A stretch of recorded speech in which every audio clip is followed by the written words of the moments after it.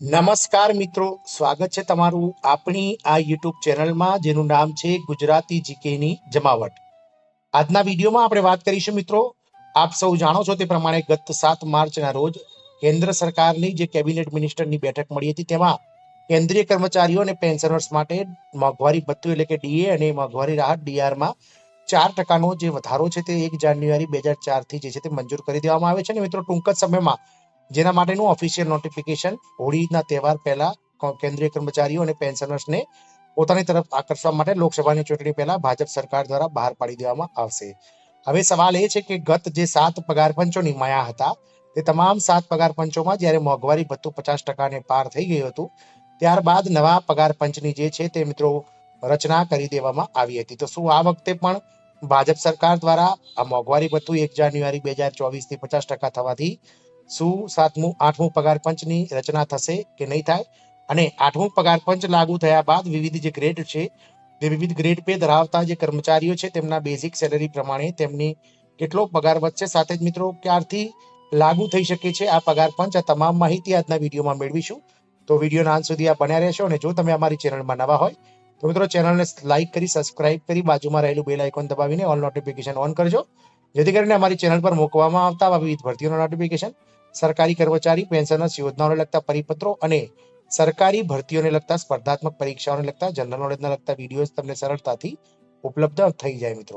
મિત્રો આપ સૌને જણાવી દઈએ કે 1 જાન્યુઆરી 2024 થી કેન્દ્રીય કર્મચારીઓ અને પેન્શનર્સોનું જે મોંઘવારી ભથ્થું છે, મોંઘવારી રાહત એ 4% મંજૂર થઈ ગઈ છે અને ટૂંક જ સમયમાં મિત્રો જે છે તેના માટેનું ઓફિશિયલ નોટિફિકેશન બહાર પાડી અને કેન્દ્રીય કર્મચારીઓને જે માર્ચ મહિનાનો પગાર આવશે તેમાં મિત્રો 50%ના ધોરણે જે છે તે મોંઘવારી ભથ્થું ચૂકવી અને 2 મહિનાનું જે એરિયર છે જાન્યુઆરી અને ફેબ્રુઆરી મહિનાનું તે પણ મિત્રો માર્ચના પગારમાં પેઇડ ઇન એપ્રિલમાં ચૂકવી દેવામાં આવશે. હવે સવાલ એ થાય છે કે શું સરકાર ગત 7 પગાર પંચોની જેમ મોંઘવારી ભથ્થું 50% થઈ જતા શું 8મું પગાર પંચની રચના કરશે કે નહીં? મિત્રો આ સવાલનો જવાબ આપણે મેળવીએ, કારણ કે ગત જે 7 પગાર પંચો છે તેમાં મિત્રો જે મોંઘવારી ભથ્થું છે તે 50% થતા આપોઆપ સરકાર દ્વારા જે છે તે પગાર પંચની નિમણૂક કરી દેવામાં આવી હતી. પગાર પંચની જે છે તે મિત્રો બેઠક બોલાવી અને પગાર પંચની નિમણૂક કરવામાં આવી હતી. ગત વર્ષની વાત કરીએ તો ગત વર્ષે મિત્રો 7મા પગાર પંચમાં 28મી ફેબ્રુઆરી 2014ના રોજ યુપીએ સરકાર દ્વારા જે છે તે 7મા પગાર પંચનું ગઠન કરી દેવામાં આવ્યું હતું અને જેની ભલામણો જે છે તે સમગ્ર દેશમાં 1 જાન્યુઆરી 2016 થી લાગુ કરી દેવામાં આવી હતી. મિત્રો 1946માં સૌ પ્રથમવાર પગાર પંચ જે છે તેની રચના કરવામાં આવી હતી અને અત્યાર સુધીમાં દેશમાં 7 પગાર પંચો લાગુ થઈ ગયા છે અને જેમની ભલામણો પણ સ્વીકારી લેવામાં આવી છે.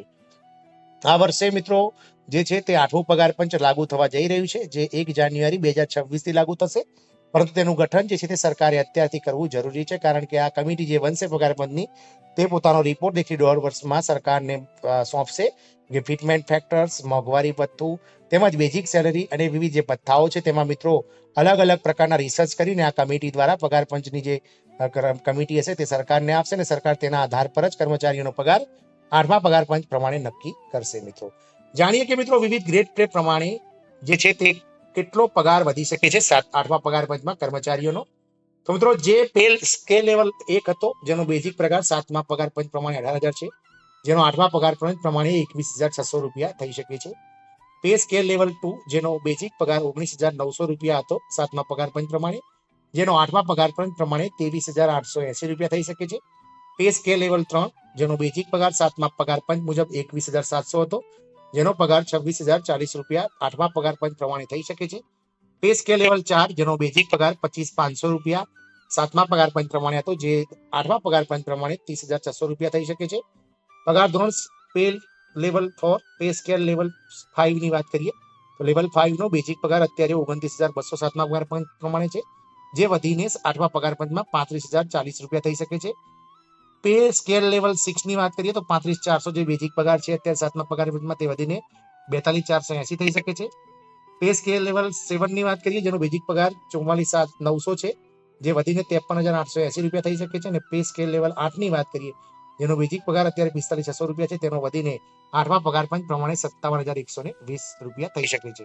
વાત કરીએ 8મા પગાર પંચના પગારની ગણતરીની, તો પગારની ગણતરીને પ્રભાવિત કરતા સંભવિત પરિબળોનો ઉપયોગ કરીને અરજદારો સરળતાથી 8મા પગાર પંચના પગારની ગણતરી કરી શકે છે. પ્રથમ સંભવિત પરિબળ એ ફિટમેન્ટ ફેક્ટર છે, જે અરજદારોને હાલના મૂળભૂત પગારને નવા પગાર માળખામાં રૂપાંતરિત કરવામાં મદદ કરે છે. બીજું રિવાઇઝ પે મેટ્રિક્સ છે, જેમાં grade pay, pay band, position અને સેવાના વર્ષો અને તે મુજબના પગાર વધારાનો સામેલ થાય છે.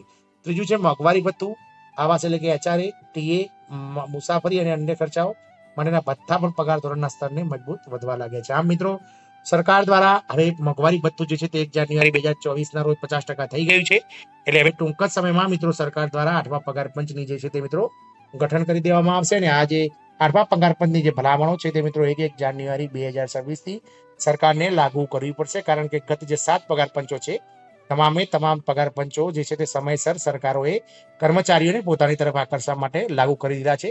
તો આ વખતે પણ મિત્રો ભાજપ સરકાર ચોક્કસથી કર્મચારીઓને પોતાની સાથે જોડી રાખવા અને ભવિષ્યમાં પણ મિત્રો સત્તા પર ટકી રહેવા માટે ચોક્કસથી 8મા પગાર પંચનું ગઠન છે ટૂંક જ સમયમાં કરી અને એની ભલામણો પણ ટૂંક સમયમાં સ્વીકારી લે તેવી આશા છે. જય હિન્દ, અસ્તુ.